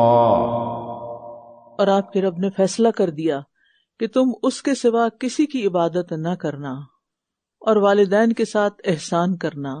اگر کبھی تمہارے پاس ان دونوں میں سے ایک یا وہ دونوں بڑھاپے کی عمر کو پہنچے تو انہیں اف تک نہ کہنا اور نہ انہیں جھڑکنا، اور ان دونوں سے احترام والی بات کہنا۔ یہ اسلامی معاشرے کی ایک بہت بڑی خصوصیت بتائی جا رہی ہے کہ جس میں اعمال میں سب سے بڑا عمل والدین کے ساتھ نیک سلوک ہے، اور اس کی تفصیل بتائی گئی۔ ابن عباس کہتے ہیں کہ تورات کی ساری تعلیم کا خلاصہ اللہ تعالیٰ نے ان آیات میں بیان کر دیا ہے۔ آغاز ہوتا ہے وَقَضَىٰ، تیرے رب نے فیصلہ کر دیا، ایسا فیصلہ جو بدلا نہیں جا سکتا، قطعی حکم، یعنی اس میں کوئی تبدیلی نہیں، کہ زندگی کی دوڑ میں اپنے والدین کو نہیں بھولنا۔ ماں باپ خاص طور پر جب بوڑھے ہوں اور تمہاری مدد کے محتاج ہوں تو ان سے نرمی سے بات کرنا، یہ فرض کے درجے میں ہے، اور جھڑکنا گناہ کبیرہ ہے۔ اف سب سے چھوٹا کلمہ ہے جو 2 حرف پہ مشتمل ہے، تو اگر اف نہیں کہہ سکتے تو بڑی بڑی باتیں کیسے سنا سکتے ہیں۔ اور خاص طور پر بوڑھے والدین کا ذکر اس لیے کیا گیا کیونکہ بڑھاپے میں مزاج میں تلخی اور چڑچڑا پن آ جاتا ہے، وہ اپنی جھنجھلاہٹ کا اظہار کر دیتے ہیں، ڈانٹ ڈپٹ کر دیتے ہیں، یا بے جا روک ٹوک کرتے ہیں، غصہ کرتے ہیں، تو ایسی صورت میں صبر کرنا مشکل ہوتا ہے۔ تو اگر اس حال میں بھی تمہیں اچھا کرنا ہے تو پھر عام حالات میں تو بہت ہی اچھا کرنا ہے۔ اور اف جو ہوتا ہے یہ اکتاہٹ کا کلمہ ہوتا ہے، یعنی ان سے بیزاری کا اظہار نہیں کرنا بلکہ قول کریم کہنا، یعنی عزت کے ساتھ پکارنا، یعنی یہ نہیں کہ صرف ابا اماں، نہیں، ابا جان یا ابتی یا ابتی۔ اور پھر جو والدین کے ساتھ نہیں رہتا یا نہیں نیک سلوک کرتا وہ نعمت سے محروم ہے، وہ بہت بڑی نیکی سے محروم ہے، اور یہ کسی انسان کی خوش قسمتی ہوتی ہے کہ اللہ تعالیٰ اس کی قسمت میں یہ کام رکھتے، اگرچہ بہت محنت والا صبر والا کام ہے۔ آپ دیکھیں کہ بچے پالنا بھی مشکل ہوتا ہے، لیکن بچے اپنی توتلی باتوں معصوم حرکتوں سے دل خوش کرتے رہتے ہیں۔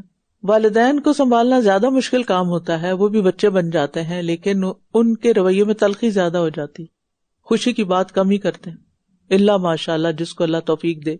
اور نرم گفتگو میں الفاظ کا چناؤ بھی اچھا، اور احسان کا رویہ، خوبصورت رویہ، اور ان کی کسی بات پر بدتمیزی نہیں کرنی، ناراضگی اختیار نہیں کرنی، جھڑکنا نہیں، حتیٰ کہ ان کے سامنے ہاتھ جھٹکنا اور منہ موڑ کے چلے جانا اور پاؤں پٹکنا، یہ بھی ان کی ناقدری میں آتا ہے۔ اور ان دونوں کے لیے مہربانی اور عاجزی سے بازو جھکائے رکھنا اور دعا کرتے رہنا، اے میرے رب ان دونوں پر رحم فرما جیسے ان دونوں نے بچپن میں میری پرورش کی تھی۔ والدین کے ساتھ نیکی کی عظمت کا اندازہ کیجیے کہ اللہ نے اس کو اپنی توحید کے ساتھ جوڑا اور پھر تفصیل کے ساتھ ہمیں گائیڈ لائن دی۔ اور یہاں پر یہ کہ وَخْفِضْ لَهُمَا جَنَاحَ الذُّلِّ کی بات ہے، یعنی والدین کے سامنے عاجزی، انکساری اور اپنے آپ کو کمتر محسوس کرو۔ اسی کے آگے بندہ جھکتا ہے جس کے سامنے اپنے آپ کو چھوٹا سمجھتا ہے۔ بعض اوقات اولاد پڑھ لکھ جاتی ہے، بڑی عقل مند ہو جاتی ہے، اور پھر وہ والدین کو بے وقوف سمجھتی، یہ انتہائی غلط رویہ ہے۔ والدین کے سامنے جتنی عاجزی اختیار کریں گے اللہ کے ہاں اتنی ہی بلندی ملے گی۔ چاہے آپ کو اللہ نے علم زیادہ دے دیا، ڈگریاں آپ کے پاس زیادہ ہو گئی، مال آپ کے پاس زیادہ آ گیا، اولاد آپ کی زیادہ ہو گئی ماں باپ کے مقابلے میں، تب بھی آپ ان کے بچے ہیں، ان کے سامنے کسی چیز کی بڑائی کا اظہار نہیں کرنا۔ اور پھر دعا کرنا فرض ہے، اللہ نے کہا ہے دعا کرو ان کے لیے، اور اتنی خوبصورت دعا سکھائی۔ اور پھر اس دعا میں والدین کی محبت اور محنت کو یاد دلایا، کہ خاص طور پر اس بات کو کہ انہوں نے تربیت کی تھی بچپن میں تمہاری۔ ربیانی میں صرف کھلانا پلانا ہی نہیں، تربیت کرنا بھی مراد ہے۔ اور اس میں آپ دیکھیے کہ اگر آپ اس دعا کو یاد رکھنا چاہتے ہیں تو تشہد میں جو دعائیں پڑھی جاتی ہیں نا، ان دعاؤں کا حصہ بنا لیں۔ اور یہ عظیم ترین نیکی، کوئی دن آپ کا ایسا نہ گزرے کہ جس میں آپ والدین کے لیے یہ دعا نہ کریں، خصوصاً اگر وہ فوت ہو چکے ہیں تو پھر اور بھی زیادہ وہ ہماری دعاؤں کے محتاج ہیں۔ اور والدین کی پیٹھ پیچھے بھی ان کو برا نہیں کہنا چاہیے، بعض اوقات انہوں نے کوئی زیادتیاں کی ہوتی ہیں لیکن پھر بھی ان کے بارے میں بری بات نہیں کرنی، غیبت نہیں کرنی ان کی۔ اور پھر جتنی بھی خدمت کر لیں اس کو کم ہی سمجھنا ہے، آپ ان کی تکلیفوں کا حق ادا نہیں کر سکتے۔ اور والدین کے لیے جو دعا ہے ان کے احسانات کے بدلے کے طور پر ہے کہ ہم کچھ کر نہیں سکے ان کے لیے، لیکن ان کے لیے دعائیں کرتے ہیں. تمہارا رب خوب جانتا ہے جو تمہارے دلوں میں ہے، کس دل سے یہ خدمت کر رہے ہو. اگر تم واقعی نیک ہوگے تو وہ یقیناً رجوع کرنے والوں کو بہت بخشنے والا ہے. یعنی اللہ دلوں کی نیت کے مطابق فیصلے کرے گا. دلوں کے بھید اور حالات اللہ سے زیادہ کون جانتا ہے؟ جو شخص والدین کے لیے اچھے جذبات رکھتا ہے اللہ اس کو بھی خوب جانتا ہے، اور جو شخص والدین سے نفرت کرتا ہے اللہ اس کو بھی خوب سمجھتا ہے. تو ان دونوں کے ساتھ اللہ تعالیٰ ان کی نیت کے مطابق معاملہ کریں گے، چاہے بظاہر کچھ سے کچھ کرتے رہے ہوں. اور اس میں تسلی بھی ہے ایک طرح سے کہ جن کے والدین ان کے اچھے سلوک کے باوجود ان سے راضی نہیں ہوتے. کچھ ماں باپ ایسے بھی ہوتے ہیں نو میٹر وٹ آپ کچھ بھی کر لیں انہوں کبھی خوش نہیں ہونا. تو فکر نہیں کریں کیونکہ اللہ تعالیٰ بخشنے والا ہے. اللہ تعالیٰ آپ کے دلوں کا حال جانتا ہے کہ آپ کس نیت سے کیا کر رہے ہیں، لہٰذا وہ اجر ضائع نہیں کرے گا. اور اواب وہ شخص ہوتا ہے جو گناہ کرتا ہے پھر توبہ کرتا ہے، پھر گناہ کرتا ہے، پھر پلٹتا ہے، بار بار پلٹتا ہے. اور یہاں پر اللہ تعالیٰ کی بخشش کو اوابین کے ساتھ خاص کیا گیا ہے کیونکہ اللہ کو ایسے لوگ پسند ہیں جو غلطی کر کے واپس آئیں. اور رشتہ دار اور مسکین اور مسافر کو اس کا حق دو اور تم بے جا خرچ نہ کرو. قریبی رشتہ دار چاہے ماں باپ کی طرف سے ہوں، محرم ہوں یا نان محرم، ان کا حق پہلے ہے کیونکہ ان کو دینے میں صلہ رحمی بھی ہے اور صدقہ کا اجر بھی ہے. رشتہ داروں کا حق کیا ہے؟ ان کے ساتھ میل جول اور تعلق قائم رکھا جائے، انہیں دین کی دعوت دی جائے، ان کی خوشی غمی میں شرکت کی جائے، جب انہیں مالی مدد کی ضرورت ہو تو مالی مدد کی جائے اپنی حیثیت کے مطابق. پھر ابن السبیل کی بات کی گئی. قرآن میں 8 دفعہ ابن السبیل یعنی مسافر کا ذکر آتا ہے. مسافر وہ ہوتا ہے جو اپنے وطن سے دور ہو. اور پھر یہ کہ آپ جب بھی کسی پردیسی کو دیکھیں، ان نون پرسن کو دیکھیں تو اس کے ساتھ حسن سلوک کریں. نیو امیگرینٹس کو خاص طور پر توجہ دیں.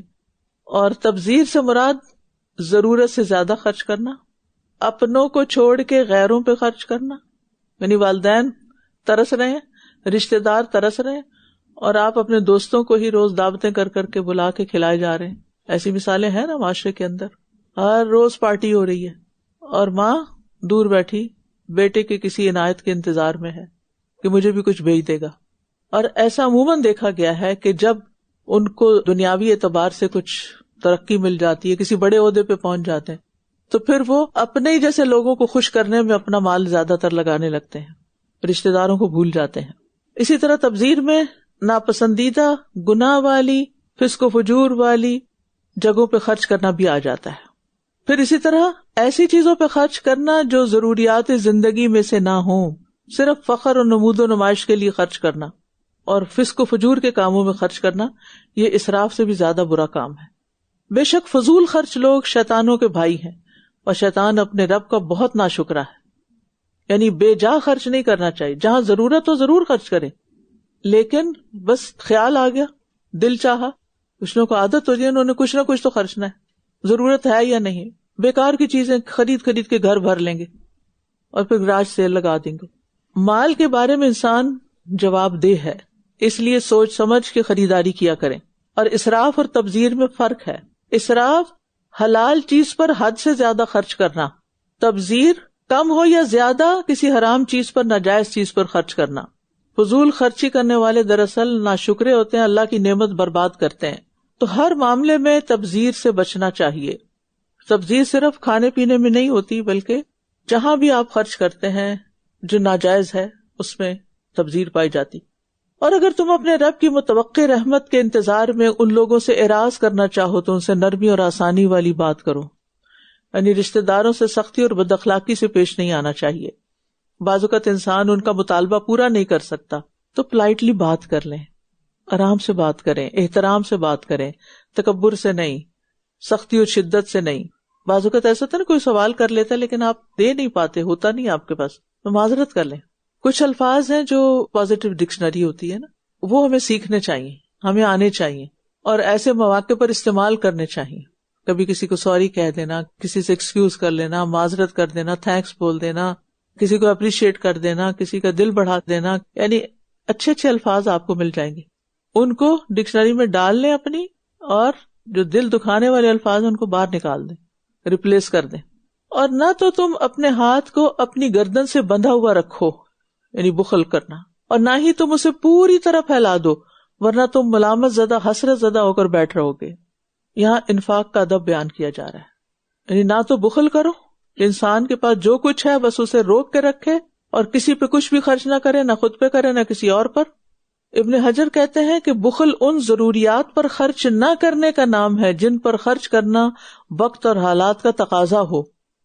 تو خرچ کرتے وقت نہ بخل سے کام لینا چاہیے اور نہ حد سے زیادہ خرچ کرنا چاہیے، حتیٰ کہ انفاق فی سبیل اللہ میں بھی خرچ کرنے کی حد ہے۔ بخیل شخص جو ہے نا وہ اللہ اور بندوں دونوں کی نظر میں قابل ملامت ہوتا ہے، وہ کسی کو بھی پسند نہیں ہوتا، اور اس کے برعکس سب کچھ خرچ کر دینے والا اس کو گھر والوں کی طرف سے بھی ملامت ہوتی ہے اور اللہ کی نظر میں بھی ناپسندیدہ ہوتا ہے۔ خرچ کرنے والوں کے لیے ہر روز 2 فرشتے دعائیں کرتے ہیں، اے اللہ اس کو اور دے، اور بخل کرنے والوں کے لیے 2 فرشتے بد دعا کرتے ہیں کہ اللہ اس کا مال تلف کر دے۔ دینے سے مال بڑھتا ہے جبکہ بخل سے کم ہوتا ہے، ہو بھی تو لگتا ہے میرے کو کچھ نہیں۔ بے شک آپ کا رب جس کے لیے چاہتا ہے رزق کو کشادہ کر دیتا ہے اور تنگ کر دیتا ہے، بے شک وہ اپنے بندوں کی خوب خبر رکھنے والا، خوب دیکھنے والا ہے۔ یعنی رزق میں وسعت اور تنگی اللہ کی مشیت کے تابع ہے۔ انسان کو اپنی غربت کی فکر نہیں ہونی چاہیے، کیونکہ جس رب نے تنگ کیا نا رزق، وہی رب وسیع بھی کر سکتا ہے، اور اللہ تعالیٰ ہر ایک کو اس کی ضرورت کے مطابق ہی دیتا ہے، کیونکہ بعض اوقات دولت زیادہ مل جائے تو وہ انسان کے لیے آزمائش ہوتی ہے، اور بعض اوقات نہ ہونا وہ انسان کے لیے آزمائش بن جاتا ہے، تو دونوں سے ہی اللہ کی پناہ طلب کرنی چاہیے۔ اور ویسے بھی یاد رکھنا چاہیے کہ رزق کی تنگی اللہ کی ناراضگی یا کشادگی اللہ کی رضا کی علامت نہیں۔ ولا تقتلوا أولادكم خشية إملاق نحن نرزقهم وإياكم إن قتلهم كان خطأ كبيرا ولا تقربوا الزنا إنه كان فاحشة وساء سبيلا ولا تقتلوا النفس التي حرم الله إلا بالحق ومن قتل مظلوما فقد جعلنا لوليه سلطانا فلا يسرف في القتل إنه كان منصورا ولا تقربوا مال اليتيم إلا بالتي هي أحسن حتى يبلغ أشده وأوفوا بالعهد إن العهد كان مسؤولا وأوفوا الكيل إذا كلتم وزنوا بالقسطاس المستقيم ذلك خير وأحسن تأويلا ولا تقف ما ليس لك به علم إن السمع والبصر والفؤاد كل أولئك كان عنه مسؤولا ولا تمش في الأرض مرحا إنك لن تخرق الأرض ولن تبلغ الجبال طولا كل ذلك كان سيئه عند ربك مكروها ذلك مما أوحى إليك ربك من الحكمة ولا تجعل مع الله إلها آخر فتلقى في جهنم ملوما مدحورا أفأصفاكم ربكم بالبنين واتخذ من الملائكة إناثا إنكم لتقولون قولا عظيما۔ اور تم اپنی اولاد کو مفلسی کے ڈر سے قتل نہ کرو، ہم ہی انہیں رزق دیتے ہیں اور تمہیں بھی، بے شک ان کا قتل بہت بڑا جرم ہے۔ رزق کا ذمہ اللہ تعالیٰ نے اپنے اوپر لے رکھا ہے، اور اللہ تعالیٰ کے رزق کے خزانے اتنے وسیع ہیں کہ جس کا کوئی اندازہ بھی نہیں لگا سکتا۔ وہ اپنی ہر مخلوق کو رزق دیتا ہے، چاہے چھوٹی ہو، بڑی ہو، مرد ہو، عورت ہو، بدبخت ہو، خوش قسمت ہو، نافرمان ہو، فرما بردار ہو، کافر ہو، مسلم ہو، انسان ہو، جانور ہو، ہر ایک کو رزق دے رہا ہے. چیونٹیوں کو ان کے بلوں میں، مچھلیوں کو سمندر میں، جنگلی جانوروں کو جنگل میں، ہر جگہ رزق پہنچا رہا ہے. زمین کی تہہ میں بھی، فضا میں بھی، ہر جگہ، پانی میں بھی. اس لیے مفلسی کے ڈر سے اولاد کو قتل کرنا اللہ تعالیٰ کی صفت رزاقیت پر حملہ کرنا ہے کہ وہ تو رزق نہیں دے گا، لہٰذا ہم اس کو مار ڈالیں. اور یہ کبیرہ گناہ بھی ہے. ابن مسعود کہتے ہیں کہ میں نے رسول اللہ صلی اللہ علیہ وسلم سے سوال کیا کہ اللہ کے نزدیک سب سے بڑا گناہ کون سا ہے؟ آپ نے فرمایا سب سے بڑا گناہ یہ ہے کہ تم کسی کو اللہ کا شریک بناؤ حالانکہ اللہ نے تجھے پیدا کیا ہے. میں نے کہا بے شک یہ تو بڑا گناہ ہے. میں نے پوچھا پھر کون سا؟ آپ نے فرمایا پھر یہ کہ تو اپنے بچے کو اس ڈر سے مار ڈالے کہ وہ تیرے ساتھ کھائے گا. اور آج آپ دیکھیں کہ بہت سے ابارشن اس وجہ سے ہوتے ہیں کہ ہم مزید بچہ افورڈ نہیں کر سکتے. گویا رزق کے ہم مالک خود ہیں اور ہم اتنا نہیں دے سکتے، لہٰذا ہم اس کی جان ہی لے رہے ہیں جس جان کو اللہ نے پیدا کیا. تو یہ دراصل عقیدے کی خرابی ہوتی ہے. جب انسان کا عقیدہ بگڑ جاتا ہے تو انسان اس درجے گر جاتا ہے کہ اپنی اولاد تک کو قتل کر دیتا ہے. جس کو اللہ نے پیدا کرنے کا ذریعہ بنایا اور اس کی حفاظت کا ذمہ دیا، وہ خود اپنی ہی اولاد کے قتل کا سبب بن جاتا ہے. اللہ سبحانہ وتعالیٰ اپنے بندوں پر والدین سے بھی زیادہ مہربان ہے. والدین کیا چاہتے ہیں؟ بچے کو مارنا. اور اللہ کیا چاہتا ہے کہ جس کو میں نے پیدا کیا ہے وہ زندہ رہے، اس کو زندگی کا حق دیا جائے. اور تم زنا کے قریب بھی نہ جاؤ، یقیناً وہ بڑی بے حیائی ہے اور بہت برا راستہ ہے.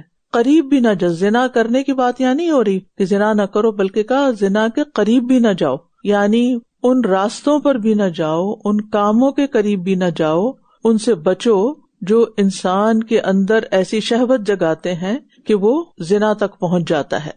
اور اس میں آپ جانتے ہیں کہ وہ تمام فحاشی کی باتیں، چیزیں، ماحول اور مردوں اور عورتوں کا بے محابہ ایسا اختلاط کہ جس میں کوئی خدا کا خوف نہ ہو، یہ ساری چیزیں انسان کو پھر اس بڑی برائی کے قریب کر دیتی ہیں. زنا جو ہے عقل، شریعت اور فطرت انسانی کے نزدیک بہت بڑی برائی ہے. وساء السبیل، اور برا راستہ ہے. اللہ سبحانہ تعالیٰ نے اس کام کو برے راستے سے تشبیہ دی ہے، اور برے راستے پر اگر انسان چلے تو پھر آپ دیکھیں اس کا نتیجہ ہلاکت کے سوا کیا ہو سکتا ہے. کچھ کاموں کو کرنے کا حکم دیا، کچھ کو نہ کرنے کا، اور کچھ کے قریب بھی نہ جانے کا. یعنی جن کاموں میں ایک طبعی رغبت ہو سکتی ہے ان کے قریب بھی نہ جائے. اور پھر یہ کہ قتل کے ارتکاب کی بھی ممانعت ہے، کیونکہ زنا اور قتل جو ہے وہ دونوں قریب قریب ہو جاتے ہیں. عام طور پر جو بچے ابارٹ کیے جاتے ہیں ان میں سے ایک بڑی تعداد ولد الزنا کی ہوتی ہے. تو حدود کے قریب جانے سے ان کو توڑنے کا اندیشہ ہوتا ہے، پھلانگنے کا اندیشہ ہوتا ہے، اس لیے اس کے قریب جانے سے منع کیا گیا. یعنی اس رستے پر ہی نہ جاؤ کہ جس کے نتیجے میں تم ایسی کسی خرابی کا شکار ہو جاؤ. اور آپ دیکھیں کہ اسلام میں اس کی جو سزا ہے وہ صرف تلوار سے گردن اڑانا نہیں ہے، بلکہ پتھر مار مار کر ہلاک کرنا ہے اگر وہ شادی شدہ ہو، اور اگر نہ ہو تو 100 کوڑے مارنا. اور تم اس جان کو قتل نہ کرو جسے اللہ نے حرام قرار دیا ہے مگر حق کے ساتھ، اور جو کوئی ظلم سے قتل کیا گیا تو ہم نے اس کے ولی کو قصاص لینے کا اختیار دے رکھا ہے، پس وہ قتل میں زیادتی نہ کرے، یقیناً وہ مدد کیا گیا ہے. یعنی کسی شخص کو بھی یہ حق نہیں کہ وہ کسی اور کی جان لے لے، اس کو قتل کر دے. حتیٰ کہ انسان کو یہ اجازت بھی نہیں کہ اپنی جان لے، اپنے آپ کو مارنے کا بھی حق نہیں، کیونکہ ایک مسلمان کے قتل کی حرمت اللہ کے ہاں بہت بڑی ہے. نبی صلی اللہ علیہ وسلم نے فرمایا ایک مسلمان کے قتل کی نسبت ساری دنیا کا ختم ہو جانا اللہ کے ہاں کمتر ہے. یعنی ایک جان اتنی قیمتی ہے کہ ساری دنیا بھی مل کر اس کا بدلہ نہیں بن سکتی. اور جہاں تک قصاص لینے کا تعلق ہے تو یہ صرف حکومت وقت کا کام ہوتا ہے، افراد کا نہیں. اور تم یتیم کے مال کے قریب بھی نہ جاؤ مگر اس طریقے سے جو بہترین ہو. یہاں بھی ایک چیز کے قریب جانے سے منع کیا جا رہا ہے، کیونکہ مال بھی ایسی چیز ہے کہ جس کی خواہش انسان کو حلال حرام سے اوپر کر دیتی ہے، اس کی پرواہ نہیں کرتا، یہاں تک کہ وہ اپنی جوانی کو پہنچ جائے. اور اپنے عہد کو پورا کرو، بے شک عہد کے بارے میں سوال ہوگا. عہد چاہے کسی فرد کے ساتھ ہو یا کسی آرگنائزیشن کے ساتھ کوئی کمٹمنٹ ہو، ان سب کو پورا کرنا ضروری ہوتا ہے. چاہے کسی نیک انسان کے ساتھ ہو یا کسی برے انسان کے ساتھ ہو، عہد پورا کرنا چاہیے. کیونکہ بعض اوقات ہم یہ کہتے ہیں کہ میں نے اس لیے اس کے ساتھ اپنی کمٹمنٹ نہیں نبھائی کیونکہ وہ بڑا خراب انسان ہے. تو یہ مت دیکھو کہ دوسرا کون ہے اور کون نہیں، یہ دیکھو کہ تمہاری ذمہ داری کیا ہے، کیونکہ جو وعدہ خلافیاں کی ہیں ان کے بارے میں قیامت کے دن سوال ہونے والا ہے، پوچھ گچھ ہونے والی ہے. اور جب تم ناپو تو پیمانہ پورا کرو اور سیدھی ترازو کے ساتھ تولو، یہ بہتر ہے اور انجام کے اعتبار سے زیادہ اچھا ہے. یعنی صرف ظاہری پیمانوں میں ہی انصاف کا حکم نہیں بلکہ ہر طرح کے پیمانوں میں. قوم شعیب پر عذاب آنے کی ایک بڑی وجہ کیا تھی؟ شرک کے علاوہ ناپ تول میں کمی. ناپ تول میں کمی کرنے کی وجہ سے رزق سے برکت بھی اٹھا لی جاتی ہے، اور جو شخص دیانتداری کا معاملہ کرتا ہے اس کا رزق چاہے تھوڑا بھی ہو، آمدنی کم بھی ہو، لیکن اس میں برکت ہو جاتی ہے. تو مسلمان کے اخلاق میں سے کیا ہے کہ اگر کوئی وعدہ کرتا ہے تو وہ پورا کرتا ہے، اگر کسی سے قرض لیتا ہے تو اس کو واپس لوٹاتا ہے، کوئی سلام کرتا ہے تو اس کا بہترین جواب دیتا ہے، کوئی آپ سے حسن سلوک کرتا ہے تو آپ اس سے بڑھ کر اس کے ساتھ اچھا سلوک کرتے ہیں. مسلمان جو ہے وہ ہمیشہ گیونگ اینڈ پہ ہوتا ہے، وہ یہ نہیں دیکھتا کہ دوسرے نے کیا کیا، وہ یہ دیکھتا ہے کہ میں کیا کر سکتا ہوں. وہ احسان کی روش اختیار کرتا ہے. ان احسنتم احسنتم لانفسکم، کیونکہ اس کو یہ یقین ہوتا ہے کہ اگر میں نے احسان کا رویہ اختیار کیا تو یہ میرے اپنے فائدے میں ہے، یہ میں کسی پر احسان نہیں جتا رہا بلکہ اپنے اوپر کر رہا ہوں. اور جب انسان کی یہ سوچ بن جاتی ہے نا کہ یہ تو میرے اپنے فائدے کے لیے، یعنی آپ کوئی چیز دے کسی کو رہے اور سوچ رہے ہیں یہ مجھے فائدہ مل رہا ہے، تو آپ خود سوچیں کہ کس خوش دلی کے ساتھ پھر آپ دیں گے اور کس دل کے ساتھ اور کتنے اچھے طریقے سے، کیونکہ آپ کو یہ محسوس ہو رہا ہے کہ یہ میرے فائدے میں جا رہی چیز، چاہے صدقہ خیرات دیں، چاہے تحفہ دیں، ہدیہ دیں، یعنی کسی بھی طرح، یا کسی کی کسی بھی طرح مدد کریں، کسی مشورے کے ذریعے، کوئی ٹائم دے کر کسی کو. تو انسان عام طور پہ کہتے ہیں اس نے میرا بہت ٹائم لے لیا، اس نے مجھے بہت تنگ کر دیا. ہمیشہ انسان دوسرے کو بلیم کرتا ہے، حالانکہ وہ آپ پر احسان کر رہا ہوتا ہے، آپ کا علم لے کر، آپ کا وقت لے کر، آپ کا مال لے کر، آپ کی خدمت لے کر. تو جو بھی ہم کریں خوش دلی کے ساتھ کریں. یعنی ہم سوچتے ہیں میں کیوں سلام کروں، نہیں میں کروں تاکہ مجھے 30 نیکیاں مل جائیں. اور تم اس چیز کا پیچھا نہ کرو جس کا تمہیں کوئی علم نہیں، بے شک کان اور آنکھ اور دل ان میں سے ہر ایک سے اس کے بارے میں سوال ہوگا. یعنی ہر وہ قول اور فعل جس کے درست ہونے کا علم نہ ہو اس کے پیچھے نہیں چلنا چاہیے، یعنی گمان کی پیروی نہیں کرنی چاہیے، کیونکہ علم یقینی بات کو کہتے ہیں، جبکہ گمان جو ہوتا ہے وہ علم نہیں ہوتا، وہ صرف خیال ہوتا ہے انسان کا.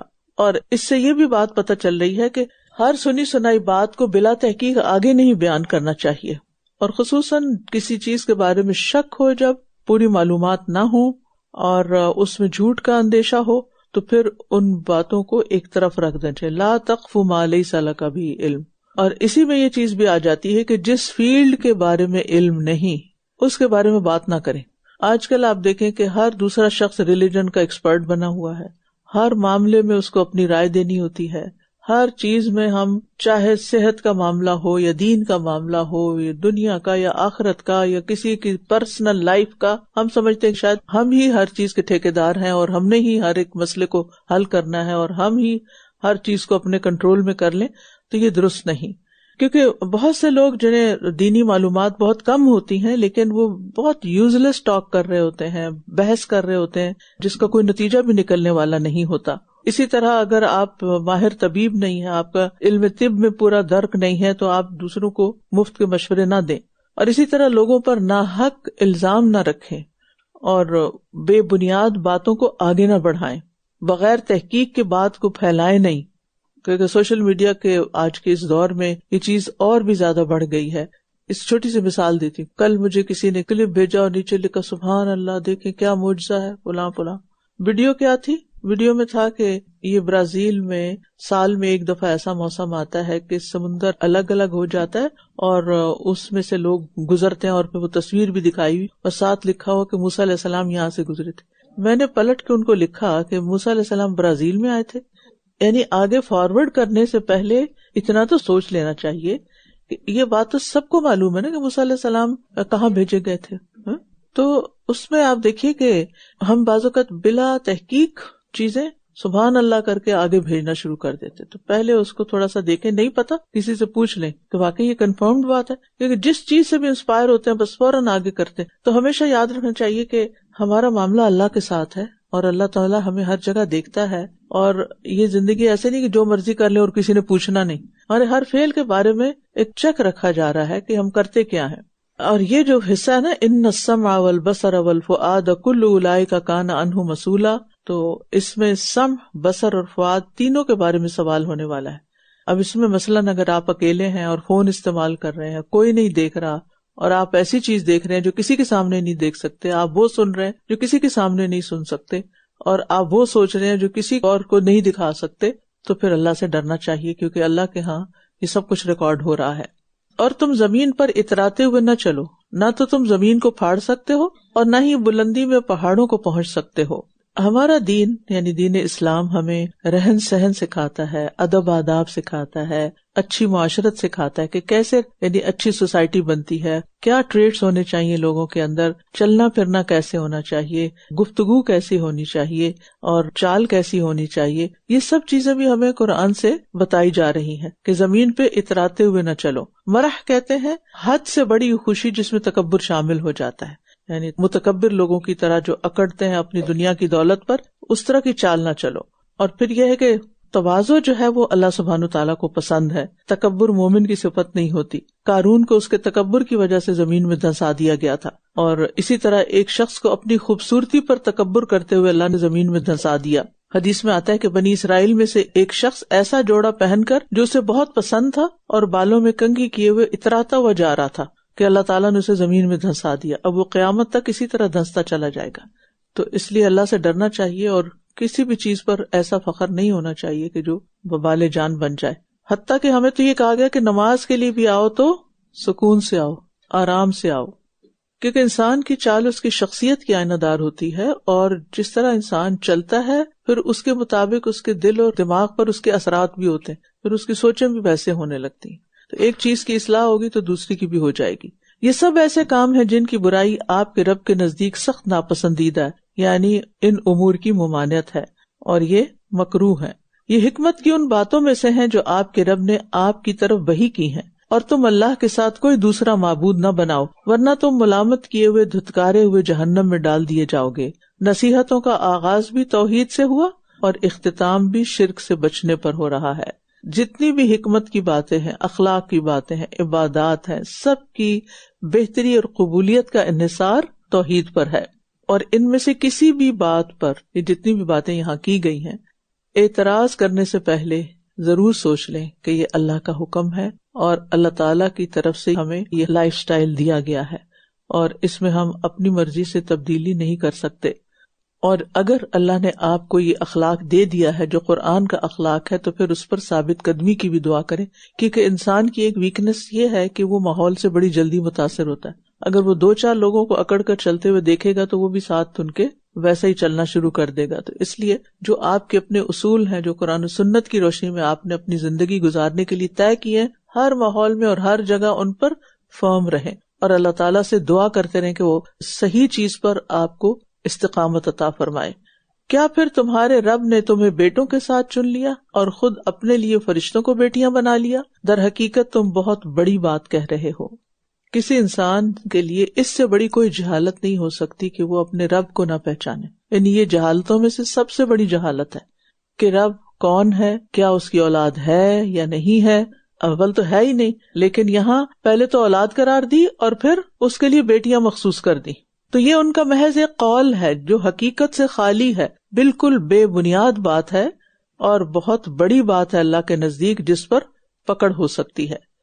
وَلَقَدْ صَرَّفْنَا فِي هَذَا الْقُرْآنِ لِيَذَّكَّرُوا وَمَا يَزِيدُهُمْ إِلَّا نُفُورًا قُلْ لَوْ كَانَ مَعَهُ آلِهَةٌ كَمَا يَقُولُونَ إِذًا لَابْتَغَوْا إِلَى ذِي الْعَرْشِ سَبِيلًا سُبْحَانَهُ وَتَعَالَى عَمَّا يَقُولُونَ عُلُوًّا كَبِيرًا تسبح له السماوات السبع والأرض ومن فيهن وإن من شيء إلا يسبح بحمده ولكن لا تفقهون تسبيحهم إنه كان حليما غفورا وَإِذَا قَرَأْتَ الْقُرْآنَ جَعَلْنَا بَيْنَكَ وَبَيْنَ الَّذِينَ لَا يُؤْمِنُونَ بِالْآخِرَةِ حِجَابًا مَسْتُورًا وَجَعَلْنَا عَلَى قُلُوبِهِمْ أَكِنَّةً أَن يَفْقَهُوهُ وَفِي آذَانِهِمْ وَقْرًا وَإِذَا ذَكَرْتَ رَبَّكَ فِي الْقُرْآنِ وَحْدَهُ وَلَّوْا عَلَى أَدْبَارِهِمْ نُفُورًا نَحْنُ أَعْلَمُ بِمَا يَسْتَمِعُونَ بِهِ إِذْ يَسْتَمِعُونَ إِلَيْكَ وَإِذْ هُمْ نَجْوَى إِذْ يَقُولُ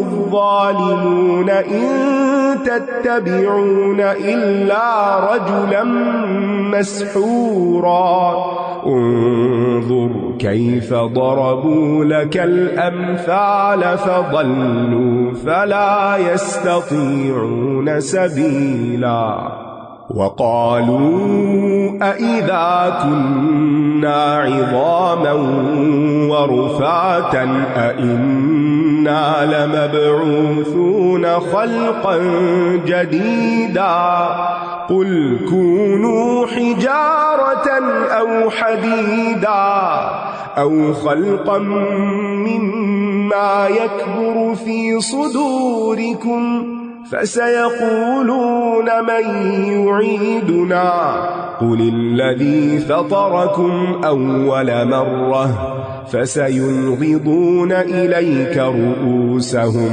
وَيَقُولُونَ مَتَىٰ قُلْ عَسَىٰ أَن يَكُونَ قَرِيبًا يَوْمَ يَدْعُوكُمْ فَتَسْتَجِيبُونَ بِحَمْدِهِ وَتَظُنُّونَ إِن لَّبِثْتُمْ إِلَّا قَلِيلًا۔ اور ہم اس قرآن میں اہم مضامین کو پھیر پھیر کر لائے ہیں تاکہ یہ نصیحت حاصل کریں، لیکن وہ انہیں نفرت میں ہی زیادہ کر رہا ہے۔ یعنی جنہوں نے کفر کیا ہے، قرآن کی نصیحتیں انہیں کوئی فائدہ نہیں دے رہی، انہیں راس نہیں آ رہی۔ قرآن بارش کی طرح ہے نا، بارش اچھی زمین پر پڑتی ہے تو خوشبو اٹھتی ہے اور اس میں خوب پیداوار آتی ہے، اور اگر گندی زمین پر پڑتی ہے تو کیا اٹھتا ہے؟ بدبو اٹھتی ہے، کیچڑ بنتا ہے اور اس میں سے اگتا کچھ نہیں اور وہ کسی کام کی نہیں رہتی۔ تو انسان بھی جب گمراہ ہو جاتا ہے اور حق قبول نہیں کرنا چاہتا تو پھر قرآن بھی اس پر اثر نہیں کرتا۔ کہہ دیجئے اگر اس کے ساتھ اور معبود بھی ہوتے جیسا کہ یہ کہتے ہیں، تب یہ عرش والے کی طرف ضرور کوئی راستہ تلاش کر لیتے۔ کوئی بھی مخلوق عرش پر نہیں جا سکتی، عرش پر ہونا صرف اور صرف اللہ تعالیٰ کی صفت ہے۔ نبی صلی اللہ علیہ وسلم بھی معراج کے موقع پر عرش پر نہیں گئے تھے۔ وہ پاک ہے اور بہت بلند، اس سے جو یہ کہتے ہیں بہت ہی بلند، یعنی کوئی وہاں تک نہیں جا سکتا۔ ساتوں آسمان اور زمین اور جو بھی ان میں ہے اس کی تسبیح کر رہے ہیں، اور کوئی چیز ایسی نہیں جو اس کی حمد کے ساتھ تسبیح نہ کر رہی ہو، لیکن تم ان کی تسبیح کو نہیں سمجھتے۔ بے شک وہ بہت حلم والا، بہت بخشنے والا ہے۔ یعنی اس کائنات میں جو ان گنت ستارے، سیارے، جو کچھ بھی ہے تیزی کے ساتھ فضا میں گردش کر رہے ہیں، جو کبھی بھی اپنے مدار سے ہٹے نہیں، کبھی ان میں ٹکراؤ نہیں ہوتا اور پورے ترتیب کے ساتھ اپنا کام کر رہے ہیں، وہ اللہ کی اطاعت میں لگے ہوئے ہیں اور اللہ کی حمد و ثنا بھی بیان کرتے ہیں۔ یعنی ہر چیز اللہ کی تعریف کرتی ہے، اور جب ہم تسبیح سے غافل ہوتے ہیں تو باقی مخلوق سے پیچھے رہ جاتے ہیں، اور وہ تو ہر وقت تسبیح کر رہے ہیں، لا یفترون، کسی وقت دم ہی نہیں لیتے، رکتے ہی نہیں، جبکہ ہم کبھی کرتے ہیں اور کبھی چھوڑ دیتے ہیں۔ تو ہمیں بھی ساری کائنات کے ساتھ ہم آہنگ ہو جانا چاہیے اللہ کی تسبیح میں، اور کسی بھی وقت اپنی زبان کو خالی نہ رکھے سوائے اس کے کہ جس وقت انسان ایسے کام میں ہو جیسے کھانا کھا رہا ہے یا کسی سے بات کر رہا ہے یا ٹوائلٹ میں ہے۔ ادروائز کوئی بھی کام چپ کر کے نہیں کریں، کام بھی کرتے جائیں اور ساتھ ساتھ اللہ کا ذکر بھی کرتے جائیں، جیسے سورج اپنا کام بھی کر رہا ہے اور ساتھ تسبیح بھی کر رہا ہے۔ اور جب آپ قرآن پڑھتے ہیں تو ہم آپ کے اور ان لوگوں کے درمیان جو آخرت پر ایمان نہیں رکھتے ایک مخفی پردہ ڈال دیتے ہیں، حفاظت کے لیے، دشمن سے بچاؤ کے لیے. اور یہ بڑی بہترین آیت ہے کہ کبھی بھی آپ کو دین پر عمل کرنے کی وجہ سے مشکل پیش آ رہی ہو، کسی کا خوف ہو کہ آپ کو کوئی نقصان پہنچائے گا، تو آپ اس آیت کو کثرت سے پڑھیں تو آپ کا دل مضبوط ہو جائے گا، انشاءاللہ اللہ تعالیٰ کی حفاظت ملے گی. اور ہم نے ان کے دلوں پر پردے ڈال دیے ہیں کہ یہ اسے سمجھ نہ سکیں، اور ان کے کانوں میں بوجھ ہے. اور جب آپ قرآن میں اپنے رب کا صرف اسی ایک کا ذکر کرتے ہیں تو وہ نفرت سے اپنی پشتوں پر پھر جاتے ہیں. یعنی کفار مکہ جو تھے وہ قرآن سے متاثر ہوتے تھے اور مشکل سے اپنے اوپر سے وہ اثر دور کرتے تھے، لیکن بات یہ ہے کہ اللہ نے ان کے دلوں پر ایسے پردے ڈال رکھے تھے کہ وہ پوری طرح ان کے اندر سرایت نہیں کرتا تھا. قرآن کے اندر ایسی کشش ہے کہ لوگ اس کی طرف کھچے چلے آتے ہیں چاہے وہ اس کو نہ بھی سمجھتے ہوں. شاید آپ نے وہ کلپ دیکھا ہو جس میں ایک بچہ یورپ کی کسی کنٹری میں قرآن کی بہترین قسم کی تلاوت چلا کے اور اس کو ہیڈ فون کے ذریعے لوگوں کے کانوں پر لگا کے ٹیسٹنگ کر رہا ہے. تو کچھ لوگ سن رہے ہیں اور رو رہے ہیں، حالانکہ ان کو کچھ سمجھ نہیں، پہلی دفعہ انہوں نے ایسا کلام سنا ہے. تو اس قرآن میں تو بہت تاثیر ہے، لیکن ڈپینڈ کرتا ہے کہ ہمارا دل کیسا ہے کہ ہم اس کو کتنا جذب کر سکتے. پھر وہی بات کہ بارش تو برستی ہے لیکن زمین کے فرق کی وجہ سے اس کے اثرات فرق ہوتے ہیں. تو عموماً قرآن سے محرومی کی وجہ قرآن میں کسی کمی کا ہونا نہیں ہے، بلکہ انسان کی اپنے ہی گناہوں کی نحوست ہوتی ہے یا ظلم اور سرکشی کا نتیجہ ہوتا ہے کہ پھر دل پہ پردے آ جاتے ہیں اور کانوں میں بھی بوجھ آ جاتا ہے اور قرآن کی مجلس میں یا قرآن کی تلاوت میں دل نہیں لگتا. تو غفلت سے بھی اللہ کی پناہ مانگنی چاہیے. ہم خوب جانتے ہیں اسے جو وہ غور سے سنتے ہیں، جب یہ آپ کی طرف کان لگاتے ہیں اور جب یہ سرگوشیاں کرتے ہیں، جب یہ ظالم لوگ کہتے ہیں کہ تم تو ایک سحر زدہ آدمی کی پیروی کر رہے ہو. یعنی بعض اوقات کفار اعتراضات اٹھانے کے لیے قرآن غور سے سنتے تھے تاکہ اس کا مذاق اڑا سکیں. دیکھیے انہوں نے آپ کے لیے کس طرح کی مثالیں بیان کی ہیں. بس یہ بھٹک گئے ہیں، لہٰذا یہ کسی راستے کی طرف جانے کی استطاعت نہیں رکھتے. یعنی وہ خود نبی صلی اللہ علیہ وسلم کے لیے کسی ایک بات پر متفق نہیں تھے، طرح طرح کی باتیں کرتے تھے، مثالیں بیان کرتے تھے. اور انہوں نے کہا جب ہم ہڈیاں اور چورا چورا ہو جائیں گے تو کیا واقعی ہم نئے سرے سے پیدا کر کے دوبارہ اٹھائے جائیں گے؟ آپ کہہ دیجئے خواہ تم پتھر بن جاؤ یا لوہا، یعنی پھر بھی تم اٹھائے جاؤ گے. یعنی بطور چیلنج ان کو یہ کہا جا رہا ہے. بن تو نہیں سکتے تھے، نہ پتھر بن سکتے تھے نہ لوہا، لیکن اس چیلنج میں ایک ڈانٹ بھی ہے کیونکہ پتھروں اور لوہے میں کوئی احساس نہیں ہوتا جو انسان کو اللہ نے دیا ہے. تو بات یہ ہے کہ تم یہ مت سمجھو کہ تم اللہ کے مقابلے میں جیت جاؤ گے، وہ تمہیں ضرور اٹھائے گا. یا کوئی اور مخلوق جو تمہارے سینوں میں اس سے بھی بڑی ہو تو عنقریب یہ ضرور کہیں گے کہ کون ہمیں دوبارہ لوٹائے گا. کہہ دیجئے وہی جس نے تمہیں پہلی بار پیدا کیا. پھر ضرور یہ آپ کے سامنے اپنے سر ہلائیں گے اور کہیں گے کہ کب ہوگا وہ. کہہ دیجئے ہو سکتا ہے کہ وہ قریب ہی ہو. یعنی ہر چیز اللہ کے مقرر وقت پر ہی ہوتی ہے، ہم جلدی مچاتے ہیں. اس وقت کا انتظار کرنا چاہیے. یعنی اگر کسی بھی بات کا، کام کا، چیز کا فوری نتیجہ سامنے نہیں آیا تو اس کا یہ مطلب نہیں کہ اس کا کوئی نتیجہ نکلے گا نہیں.